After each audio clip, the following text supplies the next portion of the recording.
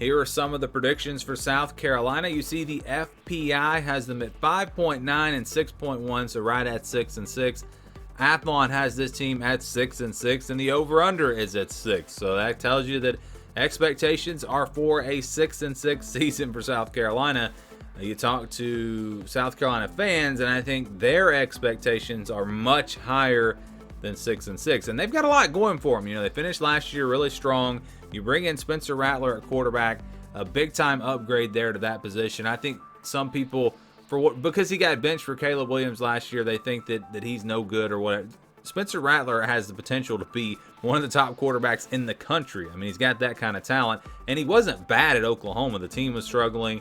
Caleb Williams is a special player as well, and you know, he kind of came in there and gave him a spark. But it's not like Spencer Rattler was the problem with Oklahoma last year. He played pretty well when he was in there. So I think there's a misconception there. I think this team has a lot of experience back on the offensive line, so that's going to help them out. Run game should be pretty good. Who's he going to throw to? You know, you got Jaheim Bell and you got Josh Vann, a couple of big targets there, but maybe need to develop some more targets. And that's kind of the story for South Carolina. It's the depth. Their starters are pretty good, kind of like Florida. We talked about Florida, how their starters are pretty good, but they don't have a ton of depth. South Carolina is kind of in that same category, a defensive side of the ball as well. Can they go toe-to-toe with a team like Georgia for 4 quarters? That's the big question, and I think we'll find out, of course, here in just a few weeks. But let's get to the schedule. They will open up with Georgia State. Georgia State is a pretty good group of 5 team. I don't think this is a game you can just show up and win. South Carolina going to have to play pretty well in this game. I think Georgia State probably keeps it close for a little while. First game of the year. You got the jitters. South Carolina maybe starts a little bit slow, but I think they will pull away. Not a game that comes down to the 4th quarter, but not a blowout either. I'm going to say that South Carolina will win this game to start off the season and get to 1-0. Next game is on the road at Arkansas. This is going to be a really good matchup here. The winner of this game could have a pretty good season, I think. Arkansas may be a little bit overrated. If you think that this is a team that's going to be maybe a top 10 team, I don't know if they're going to be that good this year, but they will be good. It is on the road. I think Arkansas a little bit better than South Carolina, plus they're playing at home. That's enough for me to go with the Razorbacks. So I think South Carolina loses that game. They then move on to face Georgia the next week. This is going to be a good game. I think some people are just kind of writing this off, counting it as a win for Georgia, an easy win. I don't think so. I think South Carolina will be ready for this one. A huge game, playing at home. Again, they've got the quarterback in Spencer Rattler to go toe-to-toe with this Georgia team. It's kind of what I talked about earlier, though.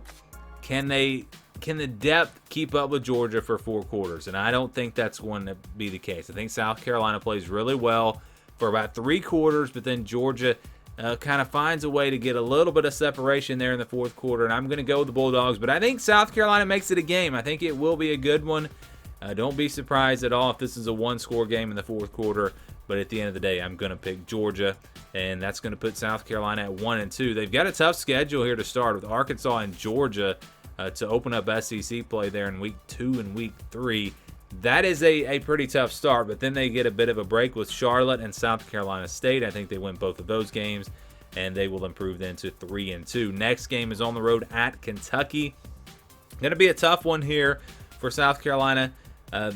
Kentucky, a quality team. I mean, these teams are pretty even, really, when you look at them. Kentucky has been a little bit more consistent. Interesting quarterback battle with Will Levis and Spencer Rattler, 2 guys that, of course, transferred in there.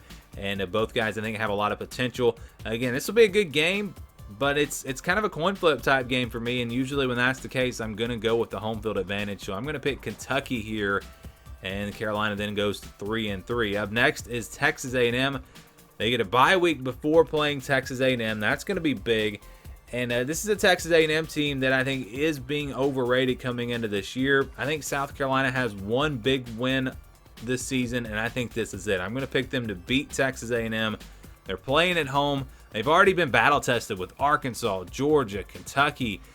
Get back home, huge game. Crowd gets into it. They have a bye week to prepare. A lot of things here going for in the favor of the Gamecocks. So I'm going to say they pull off the upset and they beat Texas A&M.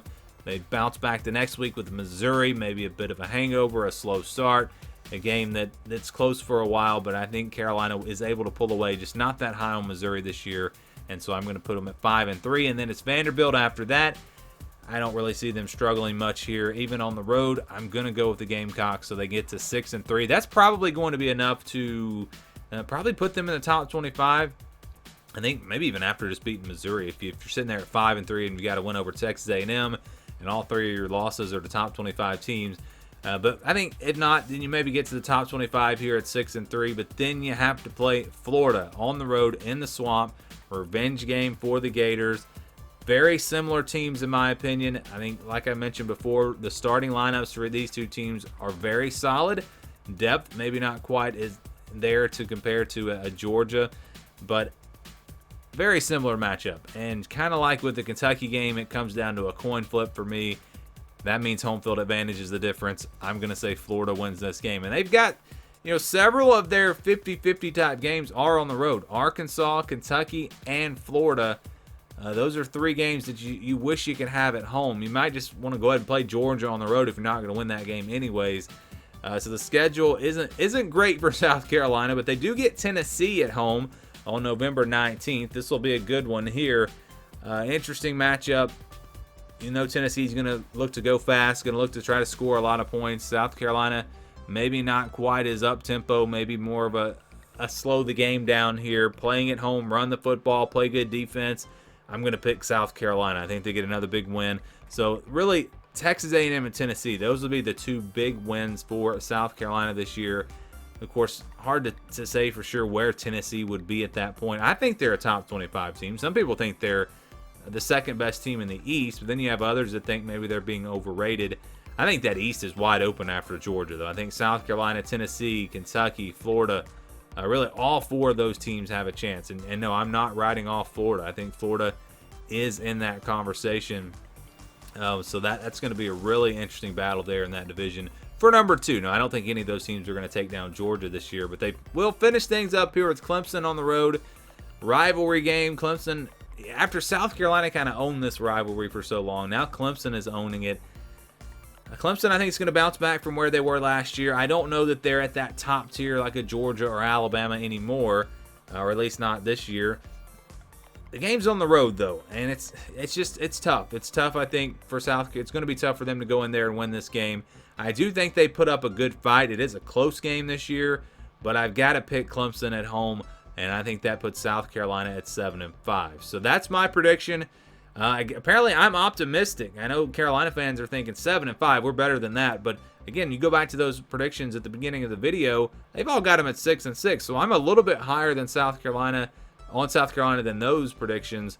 But I don't know. It's going to be tough for them to do much better than 7-5. And you could see them losing to Texas A&M or losing to Tennessee and even going 6-6. It wouldn't be that big of a surprise. But I think they find some big wins in there against Texas A&M and against Tennessee. And maybe they lose one of those games, but they beat Kentucky or they beat Arkansas. But however it shakes out, I'm going to say that South Carolina will go 7-5 in 2022.